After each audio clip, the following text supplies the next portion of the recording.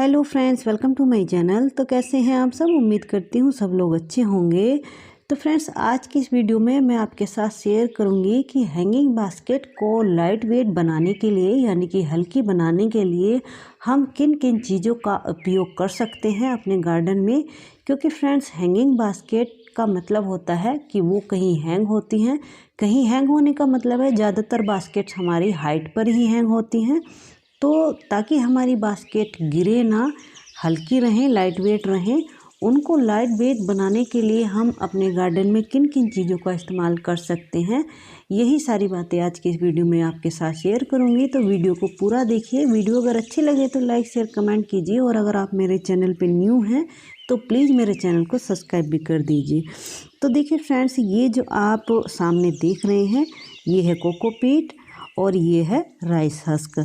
तो आप कोकोपीट का अगर यूज कर रहे हैं तो ध्यान रहे कोकोपीट अच्छे से वॉश हुई होनी चाहिए। वॉश करने का मतलब है इसके जो ब्रिक्स को हम लेकर के आते हैं उसको बहुत ही अच्छे से धो करके सुखा लेना चाहिए। क्योंकि ये जैसे जहाँ से बन के आती है, पता नहीं किस किस तरह के केमिकल इस पर लगे हुए होते हैं, तो ये हमारे प्लांट्स को नुकसान भी पहुँचा सकती है। कोकोपीट का मैं अपने गार्डन में बहुत ही कम यूज करती हूँ। ज़्यादातर जब मैं सीडलिंग करती हूँ तो उस टाइम पर कोकोपीट का यूज करती हूँ। कोकोपीट की जगह मैं राइस हस्क का यूज करती हूँ।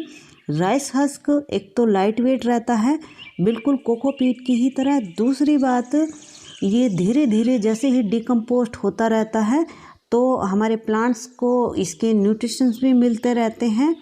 तीसरी बात, ये बहुत ही सस्ता होता है। कोकोपीट काफ़ी महंगी पड़ती है। तो चलिए मैं बताती हूँ कि मैं अपनी हैंगिंग बास्केट के लिए सोयल कैसी बनाती हूँ। तो देखिए, 40% मैं गार्डन सोयल लेती हूँ, 40% राइस हस्क और 20% कंपोस्ट, क्योंकि कंपोस्ट भी लाइट वेट रहती है। और एक मुट्ठी इसमें मैंने नीम खली डाल ली है और 1 चम्मच मैं फंजीसाइड डाल लूँगी। इसको डाल करके अच्छे से मिक्स कर लूँगी। तो देखिए, अपनी हैंगिंग बास्केट को लाइट वेट बनाने के लिए मैं और क्या काम करती हूँ। तो देखिए, ये जैसे कि मेरी ये एक हैंगिंग बास्केट है, नीचे मैंने इसमें होल कर लिए हैं। तो एक तो इसके ये होल भी कवर हो जाएंगे। दूसरा, और लाइट वेट रहे हमारी बास्केट, उसके लिए मैं ये क्या करती हूँ, ये देखिए, ये जो आप देख रहे हैं ये है नारियल के छिलके। इन छिलकों को मैं इस तरह से पूरी बास्केट में साइड से नीचे से रख लेती हूँ। इससे क्या होगा, बास्केट हमारी लाइट वेट हो जाएगी। लाइट वेट इसलिए इसमें जो सोयल है वो थोड़ी सी कम आएगी। दूसरी बात, जो समर में हम अपने प्लांट्स को इनमें लगाते हैं तो जो हीट है इनकी रूट्स पर नहीं पड़ेगी बहुत ज़्यादा। जैसे टेम्परेचर होता है समर में, तो उस टाइम पर जब तेज़ गर्मी पड़ती है तो हमारी रूट्स जो है प्लास्टिक के पोट में जलने लगती हैं। तो उस चीज़ से भी ये हमारे प्लांट सेफ रहेंगे। तो इस तरह से अब मैं नारियल के छिलकों का भी यूज करती हूँ। एक चीज़ और मैं करती हूँ, ये देखिए, ये है मूंगफली के छिलके। इनको भी आप अपनी बास्केट में नीचे डाल सकते हैं। इनसे भी आपकी जो बास्केट है वो लाइट वेट रहेगी। इन छिलकों को आप ऐसे भी डाल सकते हैं या फिर इनको क्रश करके भी आप अपनी सॉइल में मिला सकते हैं।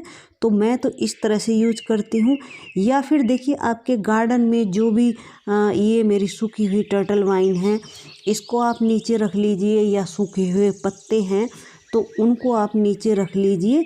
तो इस तरह से अगर सूखे पत्ते वगैरह हम नीचे रख लेते हैं तो ये धीरे धीरे डिकम्पोस्ट होते रहते हैं और हमारे प्लांट्स को न्यूट्रिशन पहुंचाते रहते हैं। देखिए, कुछ लोग कहते हैं कि कोकोपीट या फिर कंपोस्ट में मिलाकर ही प्लांट्स को लगाते हैं। तो प्लांट्स का जो मेन मटेरियल है जिसमें प्लांट्स को ग्रो होना है वो है सोयल। तो देखिए, मैं सोयल ज़्यादा यूज करती हूँ। बेशक मैं नीचे इस तरह की चीज़ें यूज कर लेती हूँ, जैसे कि नारियल के छिलके हो गए, मूंगफली के छिलके हो गए, या फिर अपने गार्डन के जो सूखे हुए पत्ते हैं उनको मैं नीचे रख लेती हूँ। तो देखिए, ये मेरी जो एक कटिंग है, इसको मैंने कुछ दिन पहले एक प्लांट से लेकर के, प्लांट मेरा ख़राब हो रहा था, लगाई थी, तो ये अच्छे से ग्रो हो गई है। तो इसको मैं लगा रही हूँ, रिपोर्ट कर रही हूँ। तो इस टाइम इसका ग्रोइंग पीरियड है, तो इसकी रूट्स को अब मैं बिल्कुल भी नहीं डिस्टर्ब करूँगी। तो इस तरह से बस इसको मैं लगा दूंगी और साइडों से इसमें सोयल भर दूंगी। और सोयल भरने के बाद इसमें अच्छे से वाटरिंग कर दूंगी। वाटरिंग करने के बाद इसको, क्योंकि इसकी रूट्स को मैंने डिस्टर्ब नहीं किया है, तो ऐसे ही डायरेक्ट सनलाइट में रख दूंगी, क्योंकि इस टाइम तो वैसे भी सनलाइट बहुत कम निकल रही है।